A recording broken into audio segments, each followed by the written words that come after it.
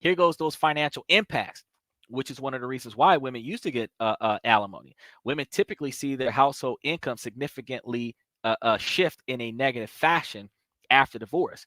And the research has indicated that women's incomes can decrease. And this is all of the money that her household income gets. That's including the man's money. That's including the money that he gives her. Her income decreases between 33 to 41%, because that's the portion of her expenses that he paid for. So her standard of living is now going to take a 33 to 41% dip, whereas a man's income tends to drop around 18 to 23%, whereas her contributions to him might be 18 to 23%.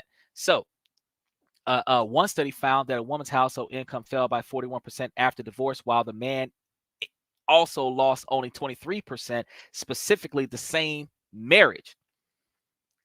And that's going to leave the woman's standard of living to plummet, because half her money is gone because she divorced him. That's usually why the woman gets alimony. Because if you grew up in the projects, now y'all living in the suburbs, and y'all living in the suburbs off of his income, you cannot live a suburban lifestyle with half of the income that it took for you to live in that suburban lifestyle. You lose half that income, you're going to have to go back to the hood. So to keep from going back to the hood, you got to get that alimony money. Now, the standard of living, women are going to experience more of a substantial decline in their standard of living because of this.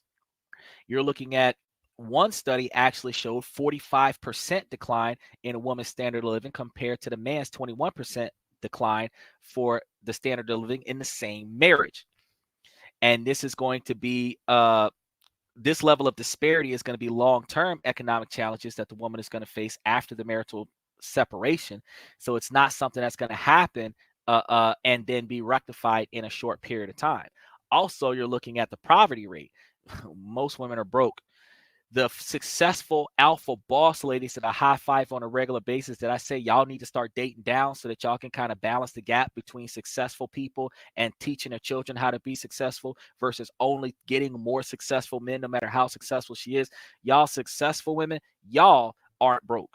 But again, you're looking at 99% of the population is not rich, and you're looking at more than 73% of men, which is likely going to be somewhat similar. 73% of women, or more than 73% of women, that are not making over $100,000 a year. You don't have a large population of women of any race making over $100,000 a year. You don't have that many Americans making over $100,000 a year. That's why you're looking at 99% of Americans in the broke category of the $15,000 tax bracket that Project 2025 is about to throw out.